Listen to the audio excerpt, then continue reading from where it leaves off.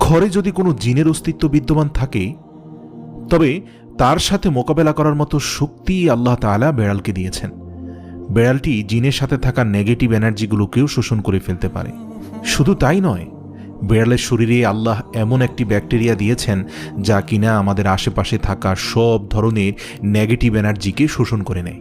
এছাড়াও বিজ্ঞানীরা বলছেন, আমরা যখন রাতে ঘুমাতে যাই তখন ঘরে পুষে রাখা বেড়াল সারা রাত ধরে আমাদের শরীর থেকে নেগেটিভ এনার্জি শোষণ করতে থাকে। আল্লাহ রাব্বুল আলামিন বেড়ালের মাঝে কিছু বৈশিষ্ট্য দিয়েছেন যার কারণে এমন সুন্দর একটি মাখলুক আমাদের রোজকার জীবনের অংশ হয়ে উঠেছে। রাসূল সাল্লাল্লাহু আলাইহি সাল্লাম বেড়াল পছন্দ করতেন এবং বেড়াল পালন করার কারণে তিনি তার এক প্রিয় সাহাবীর ছদ্মনাম দিয়েছেন আবু হুরায়রা, যার শাব্দিক অর্থ দাঁড়ায় বেড়ালের পিতা। কেন একজন মুসলিমের বেড়াল পালন করা উচিত? গবেষণা করে জানতে পারা যায়, আজ থেকে ৮,০০০ বছর পূর্বে জঙ্গলের বেড়ালরা খাবারের খোঁজে